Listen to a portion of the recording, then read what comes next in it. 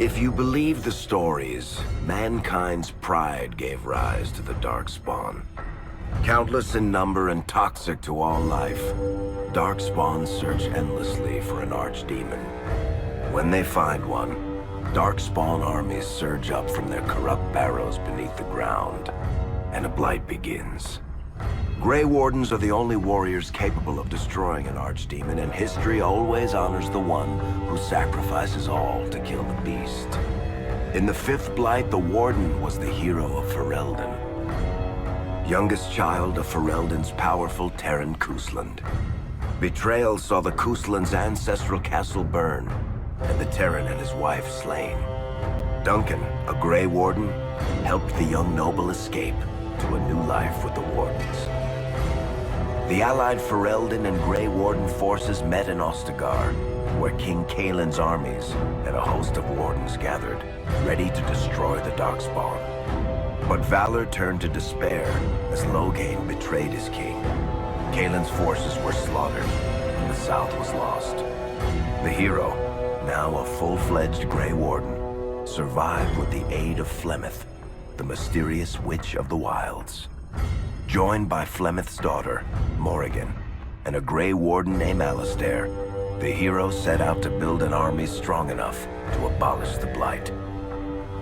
With the traitorous Loghain now seated on Ferelden's throne, the Warden sought help from the influential Arl Eamon of Redcliffe. However, they arrived in Redcliffe to find the town under siege. As each night, undead rose in waves and assailed the battered village. With the hero's help, the people of Redcliffe stood fast against the undead horde. The Wardens reached Arl Eamon's castle only to find the Arl lying at the edge of death, and his court fallen into madness. To save his father's life, Eamon's young son, Connor, had made a deal with a demon, and quickly fallen victim to its possession. The hero intervened, freeing Connor from possession, and breaking the demon's hold over Redcliffe. But deals with demons are never straightforward. The demon agreed only to save Eamon's life, not restore him to health. Arl Eamon needed a miracle to recover. The hero located an urn containing the sacred ashes of Andraste, which were said to cure any ailment.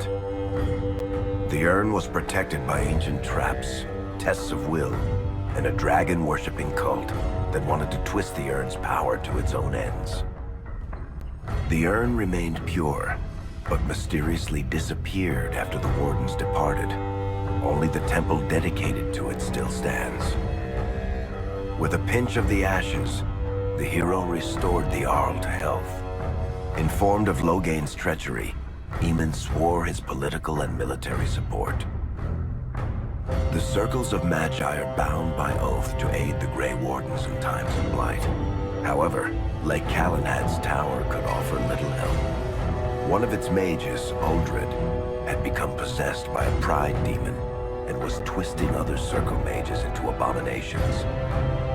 The hero fought to the top of the tower and defeated Uldred, saving the remaining mages. Grateful for their lives, the mages joined the Warden's army. The allies gained at the Circle were not the only soldiers to join the Warden's forces, however.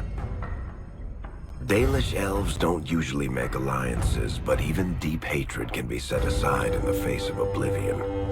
An ancient curse was destroying Ferelden's largest Dalish clans, turning the elves into werewolves.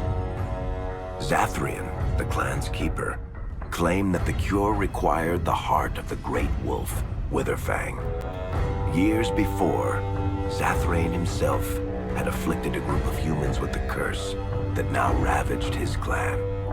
As long as he lived, the curse endured. The hero freed the werewolves from the long-standing curse, and the Dalish joined the Warden's forces. Blights may happen hundreds of years apart, but the dwarves who live below the surface of Thedas fight Darkspawn every day.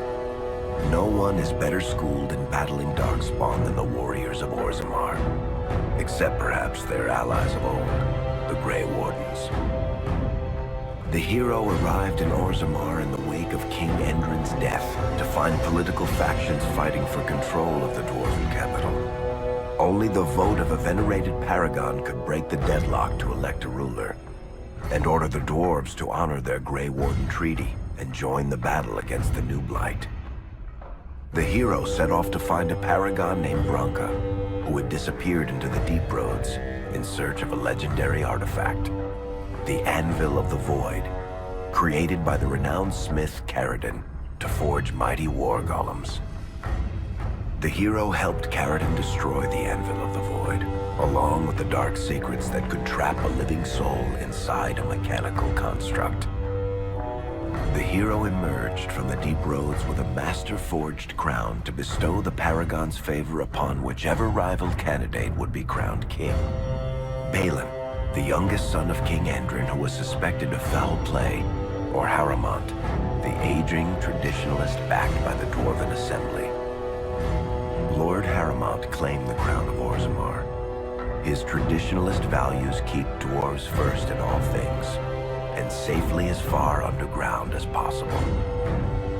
With Jordan's strength now bolstering the Warden's army, the hero had to deal with Loghain, so Ferelden could stand unified against the Darkspawn before the Blight swallowed the world. The kingdom of Ferelden stood divided.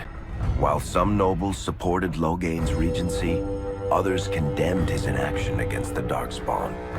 Civil war brewed, and Arl Eamon called a landsmeet in hopes of curtailing the conflict and removing Loghain from the throne.